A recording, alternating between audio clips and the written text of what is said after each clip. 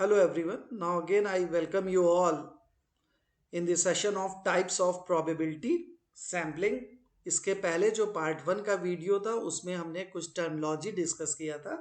आज उसके आगे हम लोग टाइप्स ऑफ प्रोबेबिलिटी सैम्पलिंग पढ़ेंगे, क्योंकि सैम्पलिंग दो तरह की होती है, पहली प्रोबेबिलिटी सैम्पलिंग एंड दूसरी नॉन प्रोबेबिलिटी सैम्पलिंग। तो आज हम जो डिस्कस करेंगे प्रोबेबिलिटी सैम्पलिंग के बारे में डिस्कस करेंगे। सैम्पलिंग जो कि बहुत ही इंपॉर्टेंट पार्ट है, चाहे आपका नेट का एग्जाम हो, जेआरएफ हो, चाहे असिस्टेंट प्रोफेसर का एग्जाम हो, चाहे पीजीटी का एग्जाम हो, कहीं का भी पीएचडी एंट्रेंस एग्जामिनेशन हो, चाहे बीबीए के स्टूडेंट हो, एमबीए के स्टूडेंट हो, हर जगह आपको सैम्पलिंग के बारे में क्वेश्चन जरूर पूछा जाता है।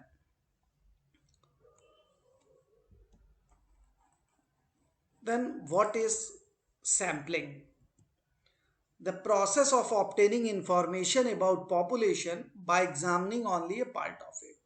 मतलब आप पूरे पॉपुलेशन के बारे में जो जानकारी है वो एक सैंपल को थोड़ा कलेक्ट करके जान सकते हैं। सपोज जैसे पहले के ज़माने में था, चावल खुला बिकता था, तो हम लोग क्या करते थे, जब शॉपकीपर के पास जाते थे तो कहते थे कि यार थोड़ा से चावल दिखाना, तो वो हमको दिखाता था और आज भी दिखाता है थोड़ा से चावल।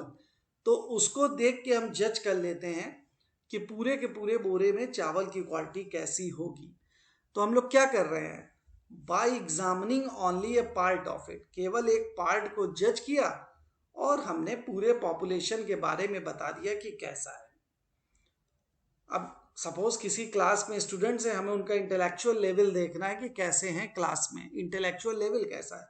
तो हमने क्या किया, कुछ लोगों का सैंपल सेलेक्ट किया, उनका थोड़ा टेस्ट लिया, तो उनका जो मार्क्स आया तो उसके बारे में हम कह सकते हैं कि ओवरऑल क्लास की परफॉर्मेंस ये होगी, जो कि जो हमने सैंपल कलेक्ट किया था वो काफ़ी अच्छे थे, उनके मार्क्स काफ़ी अच्छे आए, तो हम ये इन्फर कर सकते हैं जो कि सैंपल अच्छा था तो हमारा पॉपुलेशन भी अच्छा होगा। और एग्जाम्पल की बात करें तो अगर हम बल्ब प्रोड्यूस हो रहा है कहीं पे, अगर सारे के सारे बल्ब को तो हम नहीं टेस्ट कर सकते, तो हमने क्या किया, 5 बल्ब या 10 बल्ब का सैंपल ले लिया, उसके हमने लाइफ टाइम देखा, उसको जला के हमने चेक किया कि वो कितने देर हमारा जल रहा है। तो उसकी परफॉर्मेंस के बेसिस पे हम पूरे के पूरे लॉट साइज के बारे में इंफॉर्मेशन बता सकते हैं कि पूरे के पूरे लॉट की लाइफ टाइम क्या होगा बल्ब का। नाउ मेरे ख्याल से एग्जाम्पल अब क्लियर होगा कि process of obtaining information about population bye examining only A part of it, केवल एक पार्ट को जज करके हम पूरे पॉपुलेशन के बारे में बता सकते हैं, इसी को हम सैम्पलिंग कहते हैं। Because it is a quick, easy and cheaper. Then what is probability sampling? Probability sampling is also known as random sampling or chance sampling. Every item of the population has an equal chance of inclusion in the sample. Every item of the population has an equal chance. जितने भी population में member होंगे जिनको हम sampling frame कहते हैं, हम previous video में भी एक्सप्लेन कर चुके हैं, तो हर एक आइटम के सेलेक्ट होने की प्रोबेबिलिटी आपकी सेम होगी, उनका चांस क्या है, इक्वल चांस होगा। अगर किसी क्लास में 60 बच्चे हैं, 10 बच्चे का अगर हमको सैंपल लेना है तो हर एक स्टूडेंट की सेलेक्ट होने की प्रोबेबिलिटी सेम है। Then what are the types of probability sampling? Simple random sampling, stratified sampling, systematic sampling and clustered sampling. These are the 4 basic types of probability sampling. Next video में हम लोग non probability sampling के बारे में भी discuss करेंगे। Then what is simple random sampling? Each and every item of the population is given an equal chance of being included in the sample. जो probability sampling की डेफिनेशन थी, in fact वही simple random sampling की भी definition है कि every item of the population has an equal chance of being included in the sample. तो random sampling ensures the law of statistical regularity. ये अक्सर क्वेश्चन आता है ऑब्जेक्टिव में कि what is law of statistical regularity, तो which states that if on an average the sample chosen is random one, the sample will have the same composition and characteristics as the universe or population. Means law of statistical regularity ये कहता है कि अगर हमने जो भी sample select किया है वो अगर रैंडम सैंपल है जिसमें कि हर एक यूनिट के हर एक आइटम के सेलेक्ट होने की प्रोबेबिलिटी समान है, तो उस सैंपल की जो कैरेक्टरिस्टिक्स होगी वही हमारे पॉपुलेशन की भी कैरेक्टरिस्टिक्स होगी। जैसे प्रीवियस एग्जाम्पल में बल्ब वाला एग्जाम्पल, अगर 5 बल्ब का जो लाइफ टाइम आपने निकाला कि वो 200 आवर्स चल रहा है, 300 आवर्स चल रहा है, तो जो सैंपल की कैरेक्टरिस्टिक्स थी वही हमारे पूरे पॉपुलेशन, मतलब उस लॉट में जितने बल्ब हमारे प्रोड्यूस हुए सबकी characteristics means life time of the bulb वही होगा। Methods of obtaining a simple random sampling, या तो lottery method and table of random numbers. Lottery method जैसे मटके में होता है कि सबका नाम रख के डाल दिया और चिट निकाला, एक एक लॉटरी निकाला कि किसकी लॉटरी निकल गई। तो अगर 60 स्टूडेंट्स है, 60 स्टूडेंट्स का नाम लिख के हमने किसी बॉक्स में डाल दिया, हमें 10 स्टूडेंट्स को सेलेक्ट करना है तो बॉक्स को हिला के मिला लिया, फिर 10 स्टूडेंट्स की पर्ची हम निकाल लिए। तो this is pure simple random sampling, क्योंकि हर एक स्टूडेंट के सेलेक्ट होने की प्रोबेबिलिटी सेम है। दूसरा टेबल ऑफ रैंडम नंबर्स होता है, ये आप देखेंगे तो एक्सेल में भी जनरेट कर सकते हैं, नहीं स्टैटिस्टिक्स की बुक के पीछे आपको दिया हुआ रहता है कि रैंडम नंबर टेबल। इसमें जो जो डिजिट है आप चाहे रो वाइज चल सकते हैं, आप कॉलम वाइज चल सकते हैं, तो आपको जिस जिस सैंपल में आ रहा है उसमें ले लीजिए। आप एक्सेल में भी आसानी से जनरेट कर सकते हैं, नहीं बुक के पीछे भी ले सकते हैं। तो what are the advantage of the simple random sampling? Representative and free from bias, क्योंकि कोई बायस ही नहीं है। लॉटरी मेथड से आप निकाल लें, हर एक के सेलेक्ट होने की प्रोबेबिलिटी सेम है, आप अपने आप से किसी को नहीं सेलेक्ट कर रहे हैं, इसमें हर एक के सेलेक्ट होने की प्रोबेबिलिटी समान है। समझ लीजिए कि हम लोग आंख बंद करके सेलेक्ट कर रहे हैं, तो कोई भी बंदा सेलेक्ट हो सकता है, तो इसलिए रिप्रेजेंटेटिव है। And being highly representative of A population also simplifies data interpretation and analysis of result. चूंकि ये रिप्रेजेंटेटिव है, पॉपुलेशन को बेस्ट रिप्रेजेंट कर रहा है, तो इसलिए हमारा डेटा इंटरप्रिटेशन एंड एनालिसिस बहुत ही सिंपल हो जाता है। What are the disadvantages? The use of random sampling necessitates a complete catalog population from which to draw the sample. Simple random sampling के लिए जो सबसे इंपॉर्टेंट कैरेक्टरिस्टिक्स है कि हमारे पास सैम्पलिंग फ्रेम हमको पता होना चाहिए। सैम्पलिंग फ्रेम क्या होता है? Exact identification of the each item of the population. हर एक पॉपुलेशन में जितने भी आइटम है उसकी कंप्लीट कैरेक्टरिस्टिक्स हमको पता होनी चाहिए। स्टूडेंट्स हैं क्लास में तो सारे स्टूडेंट्स का नाम, रोल नंबर ये हमको पता होना चाहिए, तभी तो करेंगे, तो पूरा सैम्पलिंग फ्रेम पता होना चाहिए। And it is often difficult for the investigator to have up to date list of all the items of the population to be sampled. और यही इसकी बिगेस्ट लिमिटेशन है कि it is very difficult for the researcher और investigator के लिए कि आपके पॉपुलेशन में जितने भी आइटम्स हैं उसके बारे में आपको पूरा पता हो, कंप्लीट लिस्ट आपके बारे में हो। Next, stratified random sampling. It is useful when the population is heterogeneous and the population may be divided into homogeneous group or classes called as strata. जब भी पॉपुलेशन हमारी हेट्रोजीनियस होगी तो हम स्ट्रेटिफाइड रैंडम सैम्पलिंग का use करते हैं। कैसे करेंगे? हेट्रोजीनियस पॉपुलेशन को छोटे छोटे होमोजीनियस ग्रुप में डिवाइड कर देते हैं, उसको हम स्ट्रेटा कहते हैं, और हर एक स्ट्रेटा में से कुछ सैंपल को सेलेक्ट करेंगे। ध्यान रखिएगा, हेट्रोजीनियस पॉपुलेशन को छोटे छोटे होमोजीनियस ग्रुप में डिवाइड किए जिसको हम स्ट्रेटा कहते हैं, और हर एक स्ट्रेटा में से सैंपल को ड्रॉ करेंगे। इससे क्या होगा? हमें बेस्ट रिप्रेजेंटेटिव सैंपल मिलेगा, जिसके कारण हमारी एरर बहुत कम होगी, एफिशिएंसी बहुत इंक्रीज हो जाएगी और रिप्रेजेंटेटिव सैंपल मिलेगा। This is the beauty of the stratified random sampling. Then a sample may be taken from each group by simple random sampling method, and the result sampling is called as the stratified sampling. The researcher may be interested in knowing the average monthly sales of cell phone in the large, medium and small stores.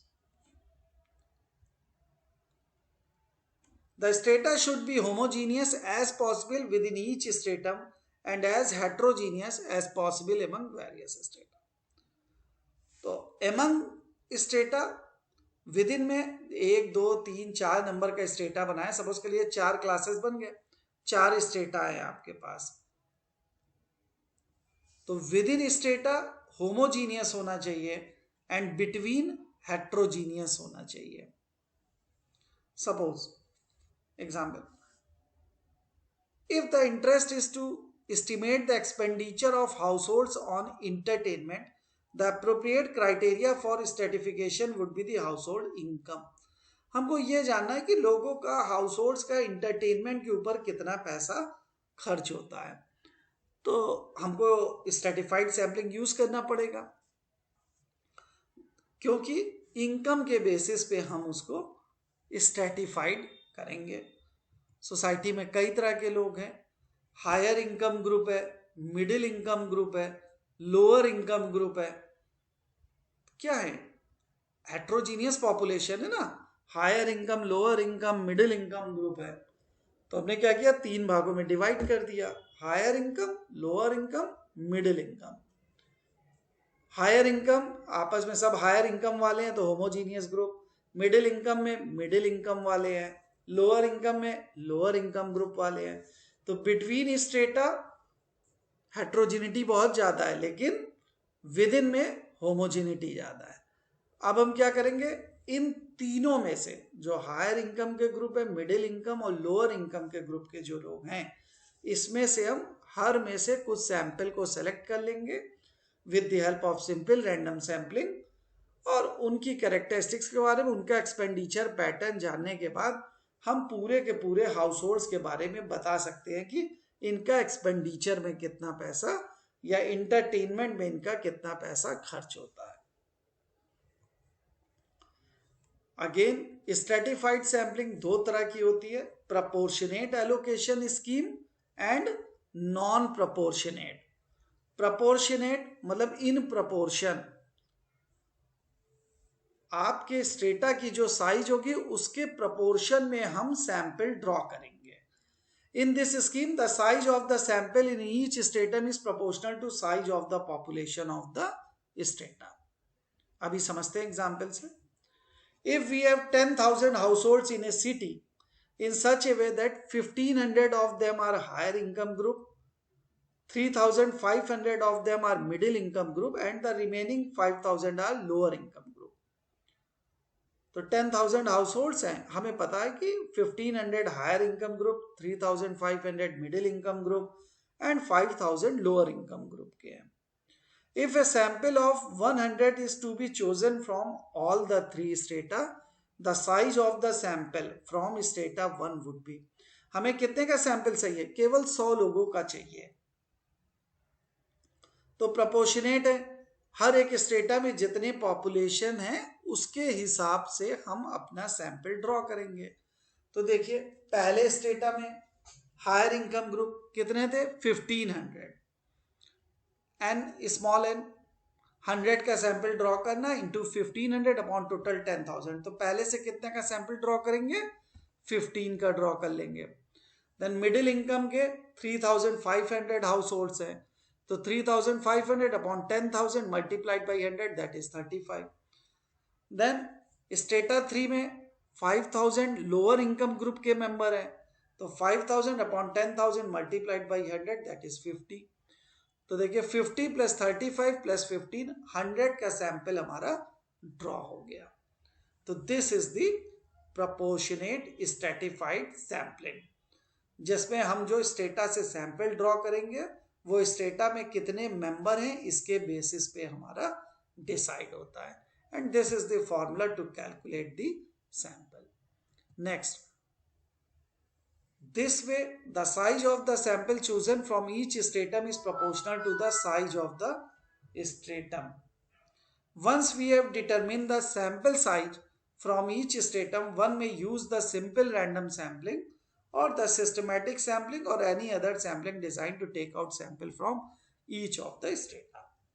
एक बार हमारा strata बन गया, हमने divide कर लिया, तो आप किसी भी सैम्पलिंग टेक्निक से उसमें से सैंपल ड्रॉ कर सकते हैं. जनरली सिंपल रैंडम सैम्पलिंग का हम लोग यूज करते हैं. सेकेंड इज द डिसप्रपोर्शनेट, नाम से ही क्लियर है, disproportionate stratified random sampling, procedure of taking an unequal number of items from each stratum. Disproportionate तो आप पहले से 45 ले लीजिए, दूसरे से 40 ले लिए एंड तीसरे स्टेटा से 15 सैंपल ले लिए. कोई भी तीनों का कॉम्बिनेशन केवल 100 आना चाहिए. तो आप खुद ही देख रहे होंगे कि कौन सा ज्यादा रिप्रेजेंटेटिव होगा. प्रपोर्शनेट स्ट्रेटिफाइड सैंपलिंग आपका ज्यादा अच्छी सैंपलिंग है. तो हमें उसी के ऊपर फोकस करना चाहिए क्योंकि उसकी एरर कम होती है और एफिशिएंसी ज्यादा होती है. चलिए next sampling design is merits. It is a greater accuracy and most efficient. Demerits: utmost care must be exercised in dividing the population into various strata. Each stratum must be contain as far as possible homogeneous item, otherwise the result may not be reliable. However, this is very difficult task and may involve considerable time and expense.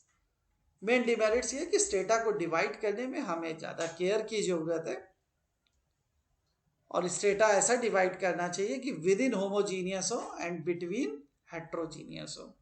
तो आपने ये जो example देखा वो हमने नीना सोधी and दीपक चावला की book से लिया था. Why best? It is more efficient as compare to a simple random sampling. This is because dividing the population into various strata increases the representativeness of the sampling as the elements of each stratum are homogeneous to each other. Why best? Because representativeness आपकी increase हो जाती है. Sampling में जो भी आपके items है वो जितने ज़्यादा रिप्रेजेंटेटिव होंगे, पॉपुलेशन को जितना बेस्ट रिप्रेजेंटेटिव करेंगे उतना अच्छा रिजल्ट देगा. तो स्ट्रेटिफाइड सैम्पलिंग में जो भी सैंपल आप ड्रॉ करते हैं वो पॉपुलेशन को बेस्ट रिप्रेजेंट करता है. That is why stratified sampling is the best sampling design. Then third one is the systematic sampling, popularly used in those cases where a complete list of the population from which sample is to be drawn is available. Generally वहां पे use करते हैं जहां पे हमारे पास complete list of all the population available ho. The method is to select every kth item from the list where k refers to sampling interval.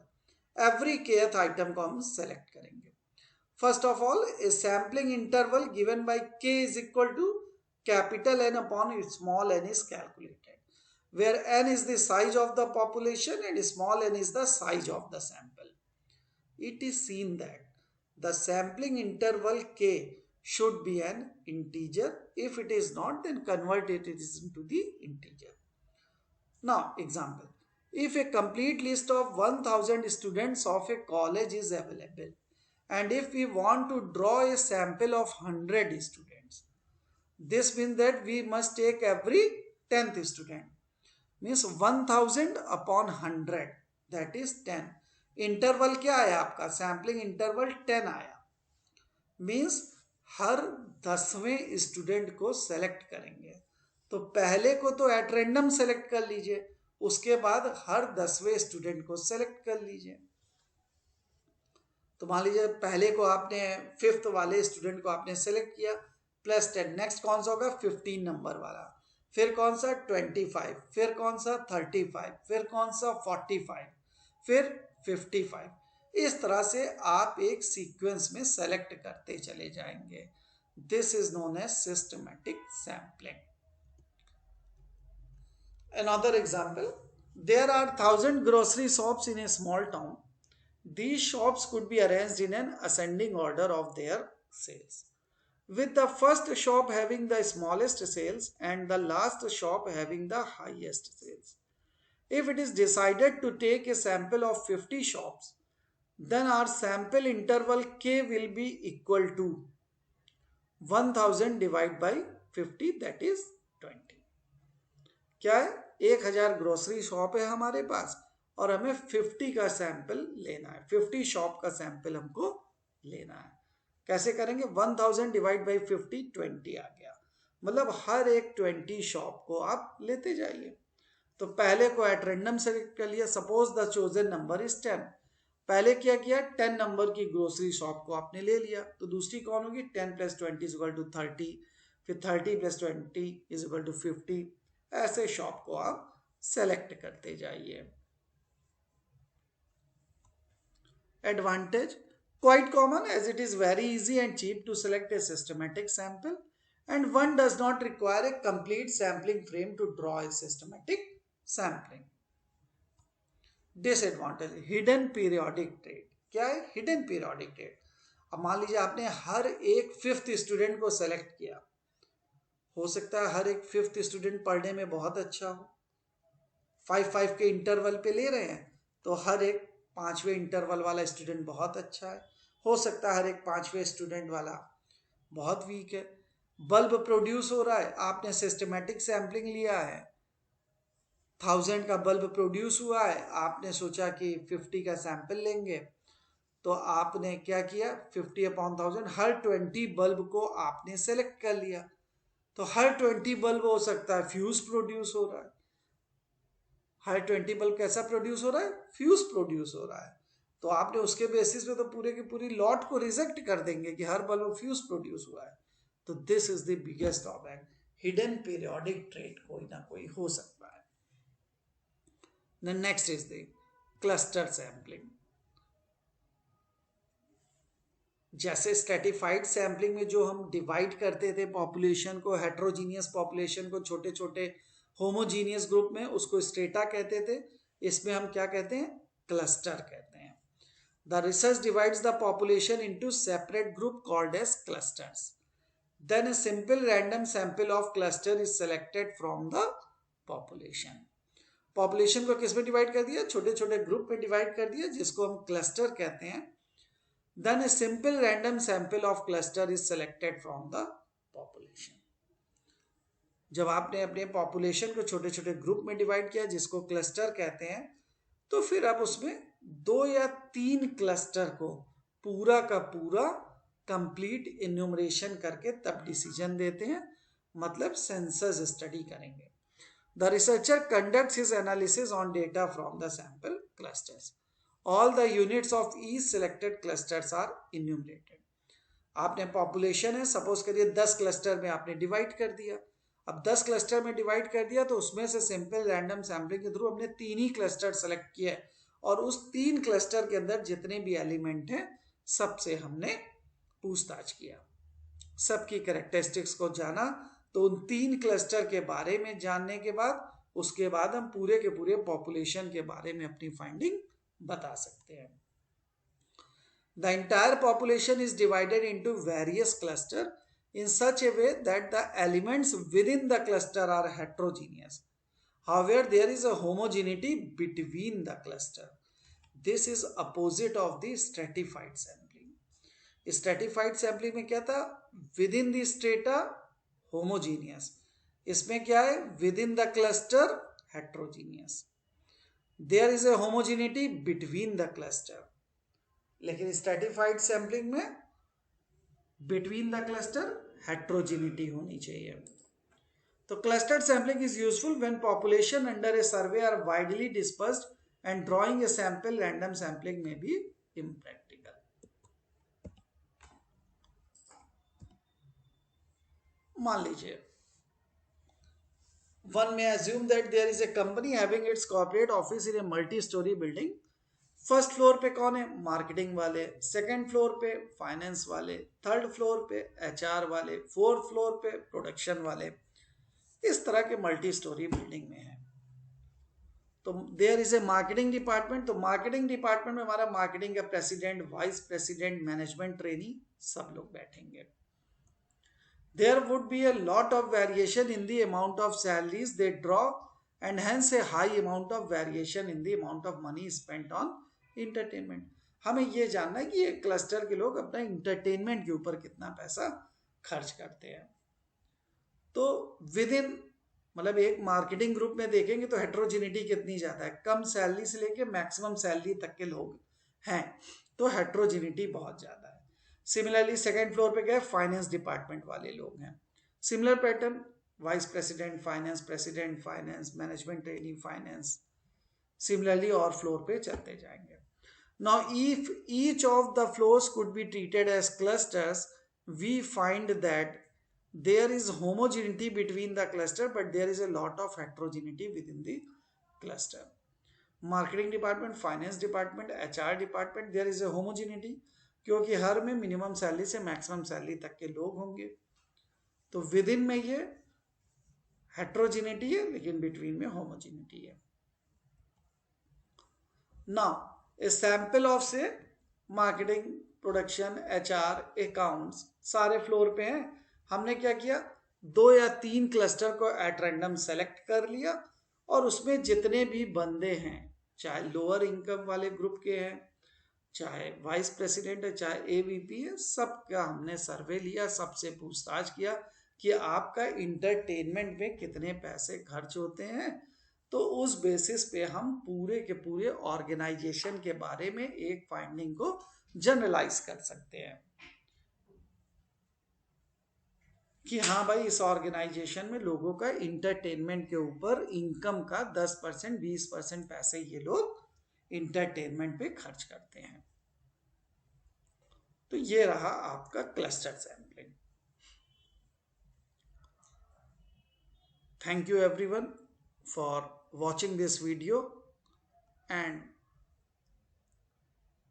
listening to this. Next हम लोग जो वीडियो देखेंगे वो types of non probability sampling देखेंगे, जो part 3 video होगा इसका sampling का। उसके बाद एरर इन सैम्पलिंग के बारे में भी हम लोग बात करेंगे। Okay, thank you everyone.